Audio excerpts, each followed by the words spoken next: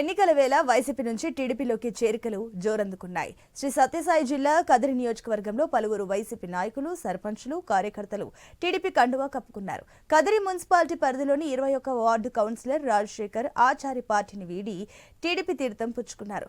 పార్టీలో చేరిన వారికి టీడీపీ కండువా కప్పి పార్టీలోకి సాదరంగా ఆహ్వానించారు టీడీపీ ఎమ్మెల్యే అభ్యర్థి కందికుంట వెంకటప్రసాద్.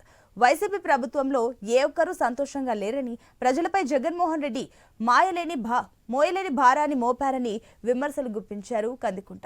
తనను ఎమ్మెల్యేగా గెలిపించాలని ప్రజలను విజ్ఞప్తి చేశారు.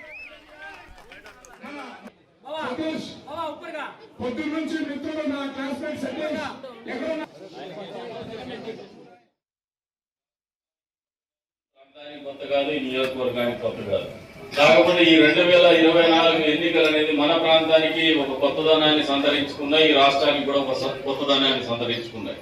ఒక ప్రత్యేకమైన పరిస్థితుల్లో ఈ ఎన్నికలు జరుగుతున్నాయి అనేది వాస్తవం. ఎందుకు చెప్తున్నానంటే, జగన్మోహన్ రెడ్డి లాంటి వ్యక్తిని ఒక్క ఛాన్స్ ఇవ్వమని అడిగితే మహానుభావుడు స్వర్గీయ నందమూరి తారక రామారావు గారికి కూడా ఇవ్వనటువంటి విజయాన్ని మనం అందరం కలిసి ఇచ్చేసినాం. 151 సీట్లు, 50% ఓట్లు. చరిత్ర అది.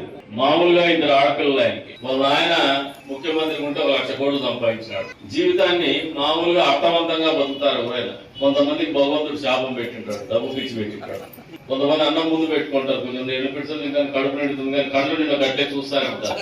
జగన్మోహన్ రెడ్డికి శాపం ఉంది. అందుకనే ఈ రాష్ట్రంలో ప్రజలు ఏ నాయకుడికి ఇవ్వనటువంటి అద్భుతమైనటువంటి విజయం 151 సీట్లు, 50% ఓట్లు ఇచ్చేసి ఒక చరిత్రకారునిగా ఆయన్ని నిలబెడితే, ఆయన చేసింది ఏంటంటే మళ్ళీ 4 సంవత్సరాల 10 నెలల కాలంలో మీకు అందరికీ మద్యపాన నిషేధం చేస్తారని మాటిచ్చి మద్యం వ్యాపారం చేస్తున్నారు. ఆ మద్యం వ్యాపారం కూడా పాపం మీ వాళ్ళు ఎవరైనా కానీ ఆ కార్మికులు పోయేసి తాగాలంటే జగన్ బ్రాండ్లే ఉంటాయి, జే బ్రాండ్లే ఉంటాయి, కానీ సరైన నాణ్యమైనటువంటి బ్రాండ్లు కూడా ఉండవు.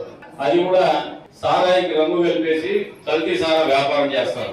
ఎవరైనా మామూలు ఒక నాయకుడు ఏదన్నా రాజకీయానికి అలవాటు పడి కొత్తగా వచ్చి అవినీతికి పాల్పడ్డాడంటే పర్వాలేదు, కానీ సకుటుంబ సపరివారంగా అంటే వాళ్ళ బిడ్డలు అనలేం, కానీ భార్యాభర్తలు ఇద్దరు కూడా కౌంటింగ్ మెషిన్ పెట్టి క్యాష్ కౌంటింగ్ చేసుకుని సంచులు వేసుకుని పాపం తాడేపల్లి కూడా పోయి భారతమ్మకు అప్పచెప్తారు. ఈ మధ్య సిమెంట్ మీద ప్రతి సిమెంట్ బ్యాగ్ 10 రూపాయలు, ఇసుక మీద 12,000 కోట్ల రూపాయలు డబ్బు కొట్టాడు.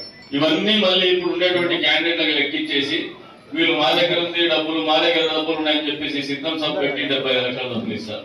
బస్సు యాత్ర పెడితే 33 లక్షల డబ్బులు ఇస్తారు. ఈ రోజు పోస్టల్ బ్యాలెట్ 3,000 ఇస్తారు, అవసరమైతే 5,000 ఇస్తారు. ఎవరిని కొనుక్కోవాలని చూస్తున్నారు వీళ్ళు? ఎందుకు ఇంత డబ్బు పెట్టాల్సి వస్తుంది? ప్రజల్లో పలుకుబడి లేదు, ప్రజల్ని మనుషులుగా చూడటం లేదు, ప్రజల్ని ఓటర్లుగా చూసేటువంటి భావనతో ఆలోచనతో ఉన్నటువంటి నాయకులు రాష్ట్రాధికారంలో చర్య కూర్చుకుంటే ఇటువంటి పరిస్థితి కంటే భిన్నమైన పరిస్థితులు రావు.